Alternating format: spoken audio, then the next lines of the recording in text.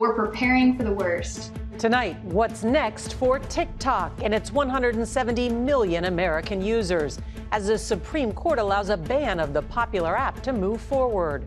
Just knowing that we're going to lose that chunk of income, how are we going to supplement that? Donald Trump moves his inauguration inside because of frigid temperatures.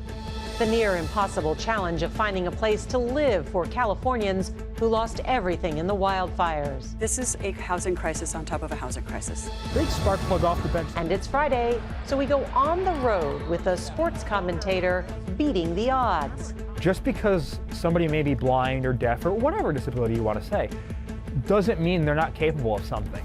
The CBS Evening News starts now. Good evening, I'm Norah O'Donnell, and thank you for joining us on this Friday as TikTok is just 2 days away from being banned right here in the U.S. The fate of one of the most popular apps in America could now be in the hands of Donald Trump after all 9 Supreme Court justices voted to uphold a federal bipartisan law passed last year. TikTok is owned by a China-based company, and there are serious national security concerns.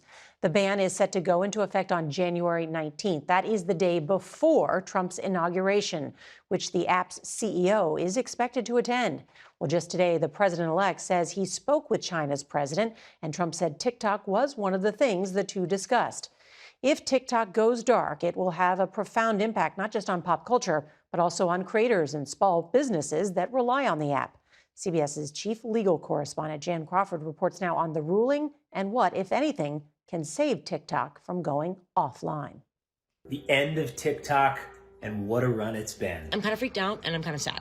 After everything I've done. The justices recognize that for more than 170 million Americans, TikTok offers a distinctive and expansive outlet for expression, but said that wasn't enough to overcome Congress's well-supported national security concerns that the Chinese-controlled company was gathering vast troves of Americans' personal data. It can track your whereabouts. It can read your text messages. It can track your keystrokes. It has access to your phone records. The decision was unanimous, upholding the bipartisan federal law requiring TikTok shut down operations January 19th unless it's sold to a non-Chinese company. That looming deadline has Washington scrambling. What's your take on the TikTok decision today, sir? President Biden has declined to grant any extension, leaving that to President-elect Trump. We voted Donald Trump, baby. Who's indicating he is working on a solution but must have time to review the situation. The U.S. CEO of TikTok tried to hammer that point home. I want to thank President Trump for his commitment to work with us to find a solution that keeps TikTok available in the United States. And Jan Crawford is with us. So Donald Trump suggested he would take action in the not too distant future. But what can Trump do? You know, I mean, even if he were to try to do some kind of executive order, it is not at all clear there's anything he can do to stop this ban. And meanwhile, Nora, that clock is ticking. Jan Crawford, thank you so much. Let's turn now to CBS's Kelly O'Grady on what today's ruling means for TikTok users and those who use the app to make money.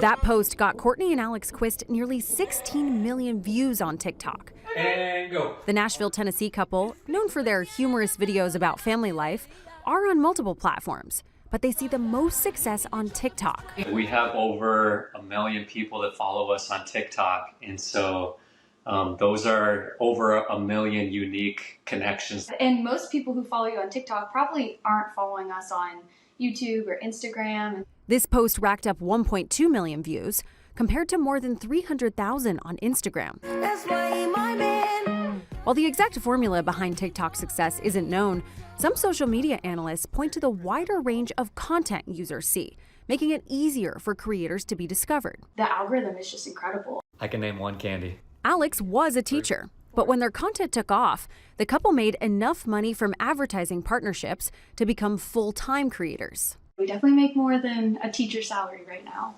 You know, how much of that is coming from TikTok? 50% or so of our brand deals go through the TikTok app. And then also like the platform in itself like also pays you. And so that would just be income that we wouldn't be getting. Under the law, TikTok should not be available in any U.S. app stores starting on Sunday, though users will not be penalized for continuing to post if they still have access. We're just hoping that even if TikTok does get banned, we're still able to really pour into some other platforms and maintain what we've built so far. With users flocking to other platforms, a pair of Chinese-owned or supported apps, Red Note and Lemon8, have taken over the top 2 spots on Apple's App Store, though both could be subject to scrutiny. Nora. Kelly O'Grady, thank you. The nation's capital right here is preparing for Donald Trump's inauguration on Monday, but a polar vortex is forcing a major change to the plans, moving the ceremony indoors for the first time since Ronald Reagan's second inauguration 40 years ago. We get more now from CBS's Ed O'Keefe. After months of preparation and weeks of rehearsals, President-elect Trump is now set to take the oath of office and address the nation in the Capitol Rotunda rather than the traditional west front of the Capitol. Trump cited the Arctic blast sweeping the country and said he doesn't want to see people hurt or injured in any way. Just hours after the decision to move the inauguration indoors here in the Rotunda, they're already setting up the new platform where Donald Trump will be sworn in. Instead of thousands of people watching outside, it'll just be a few hundred in here, the most important of those VIPs, members of Congress, former presidents, cabinet officials, and those visiting dignitaries from around the world. But Trump supporters we met today, who traveled to Washington for the event, said outdoors would have been better.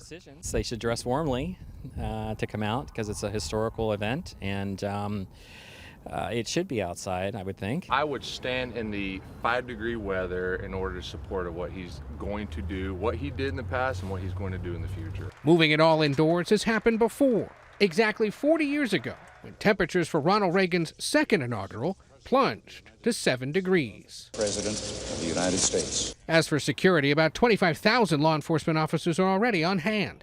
Helicopters and drones will help track crowds, but with 250,000 tickets for people on the National Mall, there are new challenges. You have a lot of people that were hoping to watch this inauguration physically present who are no longer going to be able to do so.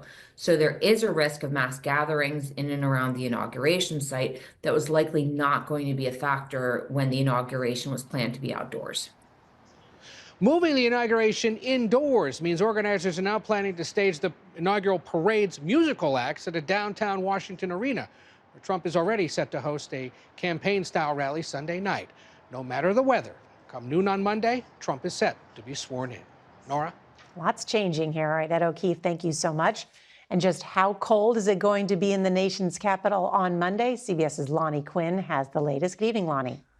Well, good evening to you, Nora. Yes, it is going to be one very cold inauguration day come Monday morning in our nation's capital. Now, if we can close the window up right here, you're going to find the cold air is making its push into our country from Canada. And wherever you see that pink color, those are temperatures that can be below zero. So tomorrow morning, if you're waking up in International Falls, it is a cold one. It is 20 below zero in International Falls. That air mass is going to be pushing to the north and east. Now, it's going to moderate, so it's not going to be 20 below in Washington, D.C., but by the time you get to Inauguration Day, it starts off at 18 degrees in Washington, D.C. With a wind chill, it's going to feel like 5 to 10. That's why everything got moved indoors. There is precipitation that moves through the area. Could even be some snow in Washington, D.C., but watch what happens as we look ahead. And I'm talking Monday night going into Tuesday, another system develops, and for a place as far south as New Orleans, we are looking at the chance for some accumulating snow. Wouldn't be much, but New Orleans, they're not known for their snowfall. That's the very latest. Nora? Lonnie Quinn, thank you. President-elect Trump revealed today that he spoke with China's President Xi Jinping on the phone today, discussing not just TikTok, but also trade and fentanyl and other topics. CBS News Chief Foreign Affairs Correspondent and moderator Face the Nation, Margaret Brennan, is here. And Margaret, Donald Trump invited the communist leader to come to inauguration, but is he coming? He's not, but Xi Jinping is sending a special representative in his place, his vice president, also a high-ranking Chinese Communist Party official. It's highly unusual, not just because of protocol, but also because of the moment of time we are in. Just today, the Biden administration revealed that they have identified the hackers who not just breached the U.S. Treasury, but burrowed into 9 different U.S. telecom companies to siphon up American phone call data. And we know that Trump's own national security advisor, Mike Walls, else has said they planted cyber time bombs in U.S. infrastructure. This is the Chinese. The Chinese. And so these could be used in the event of future conflict, and the U.S. can't get them out. There's also some other foreign leaders that have been invited attending that are raising eyebrows, right? There are, Nora. In fact, a European diplomat said to me just yesterday it's pretty disconcerting that 2 leaders of a German far-right anti-immigrant group known as the AfD are attending. Their leaders espoused Nazi propaganda slogans. They've been condemned by their own government, but they will be attending the inauguration. Margaret Brennan, thank you so much. And we'll be watching you Sunday on Face the Nation. And we'll be here together Monday for live coverage of Donald Trump's inauguration. That's beginning at 9 a.m. Eastern on CBS. We hope you'll join us. I want to turn now to the Middle East. Israel's government just approved the ceasefire and hostage release agreement with Hamas. It is set to take effect this weekend, with the first hostages going free on Sunday. CBS's Elizabeth Palmer reports tonight from Tel Aviv. Every day for 15 months, Israeli military drones have been watching Gaza, peering into every nook and cranny of this ruined landscape. But starting on Sunday, for at least 10 hours a day, that stops. The Israelis will not be engaging in surveillance from the air to enable the Hamas people to come out, find the hostages. Gershon Baskin is an Israeli analyst and former hostage negotiator. And when you said Hamas has to find them, what do you mean? They don't know where they are. They were scattered around the Gaza Strip, in houses and in tunnels, all around Gaza, not in one place. Also, they're being held by different militant groups who now have to hand them over to Hamas. A lot could go wrong with that. But there's an even bigger threat to this deal. Israeli soldiers will encounter Hamas combatants who are armed, and one side could shoot at the other, or both sides could shoot at each other. One soldier can break the ceasefire. Right now, though, the ceasefire is due to start on Sunday, with the first hostages walking free. Israeli hospitals have readied special rooms for them to receive care for extreme trauma. When the Israeli public sees the condition of the hostages coming home, those who are alive, see how badly they're off both mentally and physically, it's going to increase the pressure on the government to make sure that every hostage comes home. But not every hostage will come home alive. And the sad truth is that some may never be found at all. But by this time tomorrow, we should have the first 3 names of the hostages that Hamas is going to let go, and also the names of almost 100 Palestinian prisoners that Israel will release from its jails in exchange. Nora? A lot coming. Elizabeth Palmer, thank you. The wildfires have caused LA's housing shortage to go from bad to worse. That story when we come back.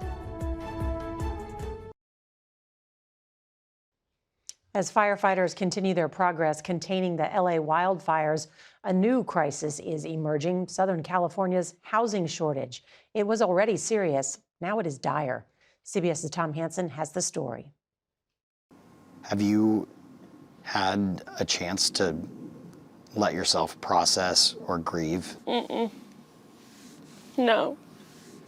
I can't afford it. Grief isn't the only thing out of reach for Ariel Hall, who was thrown into a real estate market as hostile as the flames that tore through her Altadena duplex. Have you looked at Zillow? No. Or anything like that? No. Knowing the challenge I'm going to have, we won't be living in a safe area or a place that has grass. Hall and her 12-year-old Jade escaped their home, where the single mom paid more than $1,000 below market value. I make $3,700 a month. And the average 2-bedroom is $2,500, $2,800. It's unrealistic. As the smoke clears, the scale of loss is coming into focus. 12,000 homes gone.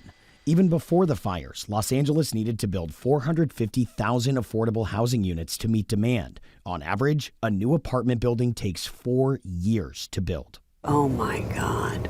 Those were the only 3 words realtor Robin Walpert could utter as we drove with her to see her neighborhood in the Pacific Palisades for the first time. This is a housing crisis on top of a housing crisis. 97% of LA households can't afford the mortgage for the area's average home price, nearly $1 million. Is there anything the city can do? We're maxed right now. It's over-congested, under-inventoried, if that's a word, and it's This is crazy to see. I've been homeless before, so it's so triggering to have vowed to myself I'll never have us in this kind of situation again. So we're just desperately looking for permanent housing. In search of a house to make a home. Tom Hansen, CBS News, Los Angeles. Praying for those people. Why did that SpaceX rocket break up after launch? We're going to have the latest on the investigation when we come back. The FAA has grounded Elon Musk's SpaceX Starship while the company tries to learn why part of the rocket broke up 8 minutes after launch. A cascade of flaming debris was visible over parts of the Caribbean last night. No one on the ground was hurt, but air traffic controllers had to divert dozens of planes. American 1353, we currently have a area with reported debris due to a rocket. The rocket's booster managed to return safely to the launch pad in Texas. Look at that, incredible. Musk said today the explosion was likely caused by a fuel leak near the engine. In North Bergen, New Jersey, across the Hudson River from Manhattan, a large dump truck plowed into a Target store. Officials say 6 people were hurt, 1 critically. The truck apparently ran a stop sign at the bottom of a hill, crossed a busy highway, and hit a tractor trailer before slamming into the side of the store. And some tense rush hour moments in New York City this morning when a commuter bus crashed through a retaining wall in the Bronx. The vehicle dangled precariously over a street below before it could be removed. Luckily, no one was hurt. The driver, who was the only person on board, had reportedly gone into a skid after missing a turn. CBS's Steve Hartman on the road is next. If you can't watch the CBS Evening News, you can listen. Subscribe wherever you get your podcasts. We can all learn a lot by being better listeners. That's tonight's CBS Evening News. I'm Norah O'Donnell. Thanks for listening. Good night.